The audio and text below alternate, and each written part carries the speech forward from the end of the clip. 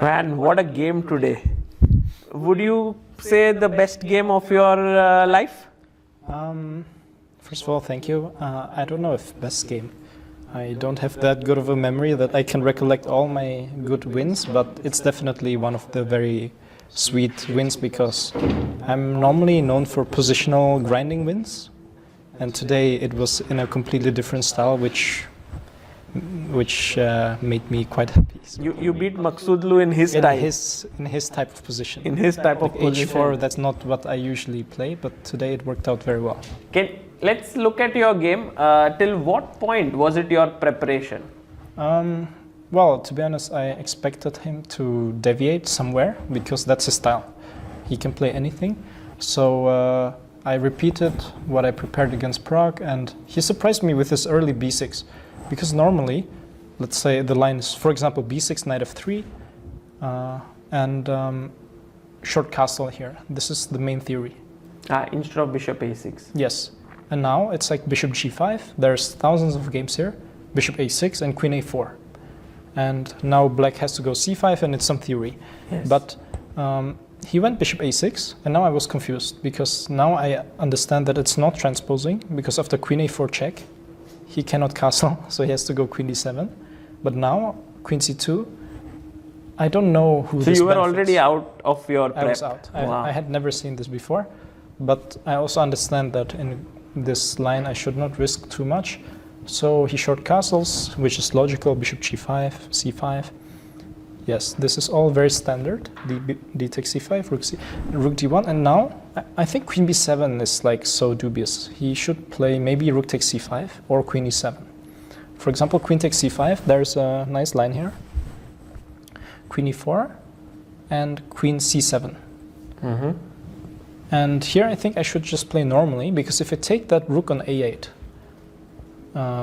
bishop b7, queen takes a7, rook a5, and I don't want to take on a5 because his queen will be very active, but I probably have to, because now if I try rook d8, which at first might seem like I'm winning, then queen takes d8, queen takes b7, and probably rook c5, and it seems like, wow.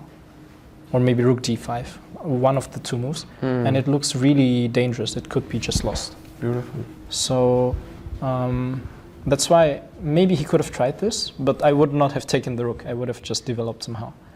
So anyway. But queen b7, you felt it, that something I felt is wrong. something's wrong. I mean, at least you can go queen e7, closer to the king.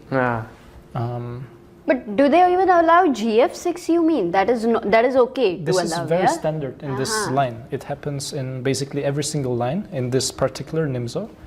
So the structure is common, but queen b7 just looks like all his pieces are on the queen side.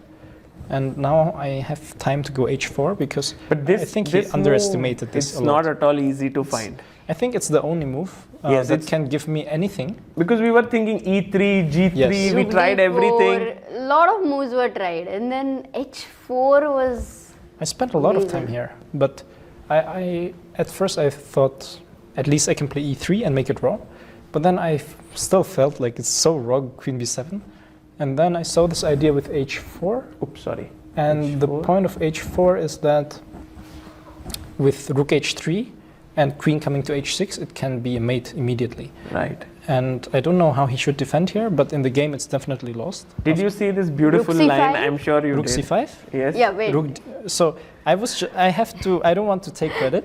So I just knew that rook c5, rook d8, king g7 looks very dangerous, and at least I have queen a4, which is draw. I was just in the Czech commentary, and they told me that h5 here. Yes. Amazing move. And this is what we were analyzing, and then Tadiash came and showed us because he could see it. We didn't have the engine, but what a move, yes? It's unbelievable. h5, Wow.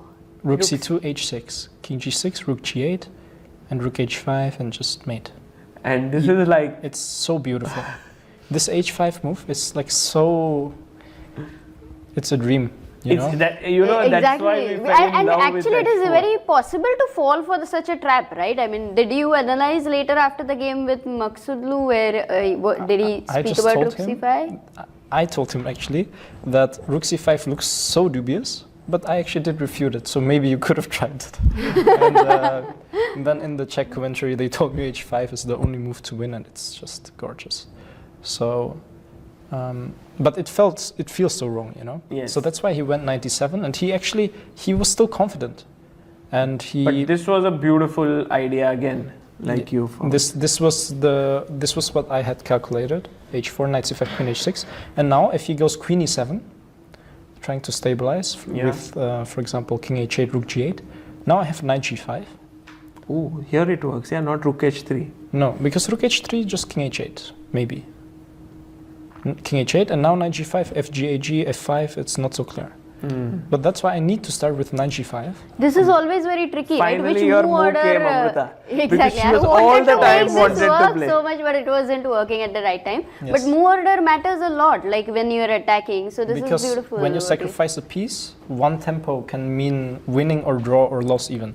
So here f5 is needed, g takes f6, Yes. queen f7.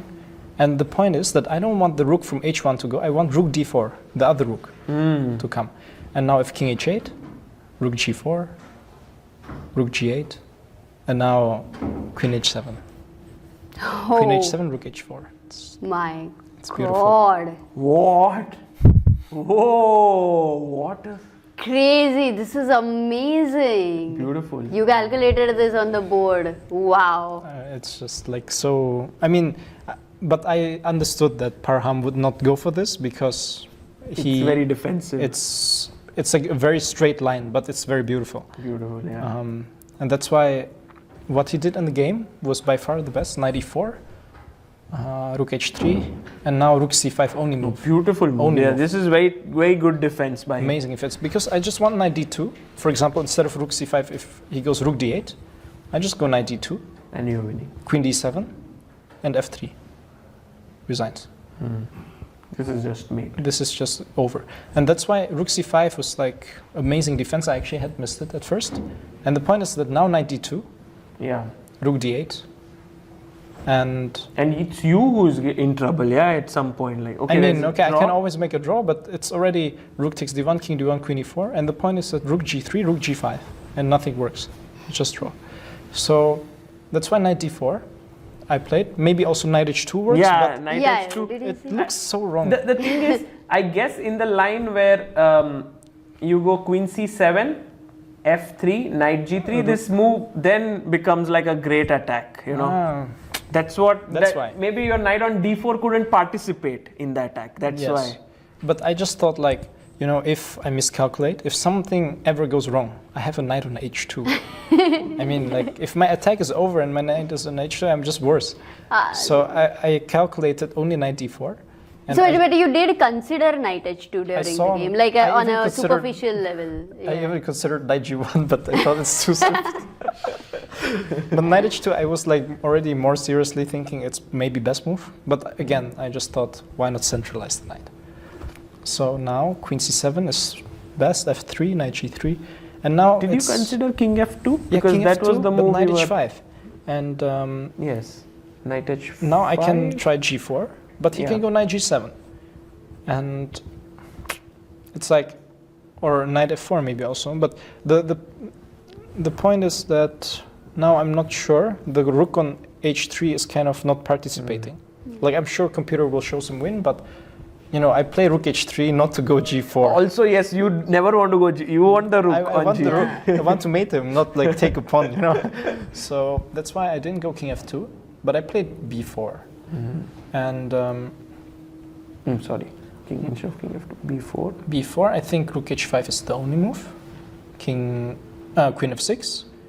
Now I don't know how to defend for him. I mean, if he takes on f1, what does computer say here is best for him? Rook d5 maybe? No, we didn't check, but sorry. Oops.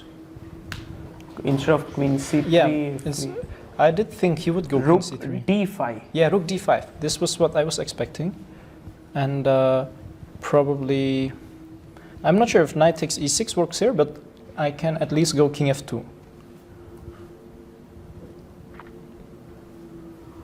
And knight h5, and just queen h6. And it should give white some significant advantage here. Yes. I'm not sure if winning, But it looks like at least I can get some endgame with pawn up and maybe even more with knight takes e6 coming sometimes. So, but he should have tried rook d5. I didn't think it was over yet. But he went queen c3, which in a practical game looks very tempting because king f2, knight f5, everything is pinned and queen e3 is coming. But... Oh, you know what? We were analyzing like this and... just, this is... we were like, oh, e4 will that, what will happen? And then... So, f4 was also beautiful. This was a great move. Oh, but Thank today you. with this game did happen something in this. Something like that. Where? Rook at 7 blunder. Ah, yes, this blunder, yes. So, I mean, f4, if he tries to keep the pin with queen b2, I will go rook b3. F4 was a nice you move just actually. remove the queen from this diagonal. Yes, and now knight takes f5, rook g3 mate. So he has to go what he did, knight d6, amazing defense. King, I think here, rook e3 was winning, like very winning. This is, they showed me in the Czech commentary, but I mean, not an easy move to find. No, for sure. So I calculated king g1, knight e4, queen e7, queen c8. And now, actually my initial idea was to go rook e3 to remove the knight. And now if bishop b7, which I calculated, then knight takes e6, queen takes e6, queen takes b7, rook e8, rook d4, and I will take on e4, rook g3 and mate after f5. So this is completely lost, but actually I had missed from afar that after rook e3 he has queen b7. And now my queen is trapped, so I have to trade queens, and suddenly I'm just pawn up, and it's like, you know, from mating him to playing an endgame. And also Parham is escaping in all like the games. Every game. I was already thinking like, come on, he cannot escape again. So then I saw b5, and now he can try bishop b7. Yes, bishop b7 was possible. But I was gonna go rook dd3. And the idea is to go rook g3 with mate, and it's very hard for him to defend. Maybe rook h6 is already the only move, I believe, but it looks super could dicey. also go something like h5 maybe, yeah? Yeah, maybe h5, but I mean it's clearly lost. I'm pawn up, better king, better pieces, so something should be there. But still, in time trouble, I can go wrong. But then he went bishop takes b5, which I was very happy to see because I saw this rook e3 trick. And yes. now his knight cannot be protected easily, like bishop c6, just rook c1, I guess. Looks complete. No, bishop c6. Maybe. Knight c6, queen c6, rook d4, rook e8. This is not so clear. So take, and now what? Rook e8. Maybe no, just easily rook d8. I get the piece. d8. I could have started also. Oh, nice. And queen d4 and knight f6, rook g3. So this is how I win the game. So that's why he cannot protect the knight on e4, and he cannot move it because of mate. So I expected bishop a4. It's like the typical Parham blitz move, you know? I attack his knight, he attacks my rook. But now rook d3, he just helps me because it's mate on g3. His knight's hanging, so in the game, actually, yeah, rook g3, he cannot take because it's immediate mate, and queen f7, mate is threatened. Knight takes g3, just knight, queen f6. Yes, this was a key move. This is key move, and then it's and mate. then you take here. So, yeah, this is... Rook g5, you took, and he resigned. Yes. Wow, what a game. Beautiful. Yeah, this I think your second win in this tournament, and you sort of took down one of the person who was unbeaten in this event, and I think now this looks like a very nice event for you. Plus, I think you're on 50%. I'm 50%. But after the start I had, which was quite difficult because I lost the first 2 games, now I'm finally back on, like, not on negative score anymore, and beating Parham is, of course, he's very slippery. Yes. And I had played against him multiple times. I was having so many chances to win in many games against him, but he always escaped. And today finally he did not escape. So. Well, thank you so much for showing us this game of yours, so beautifully played, and well, we wish you good luck for your remaining games. Thanks.